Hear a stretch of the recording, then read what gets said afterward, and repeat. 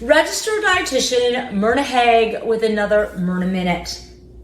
We do a lot of habits that feel good. That's kind of why they become a habit. But they're not necessarily good for us. And one of those is boredom eating. And everybody's done it. I've done it myself. The thing with boredom eating is it becomes something that just feels good, something that we do. It's just this habit we've sort of locked ourselves into. And you know what? Sometimes you have to unhabit some habits.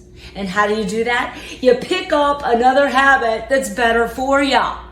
Bottom line, boredom eating, you gotta figure that one out. Either pick food that's going to be good for you.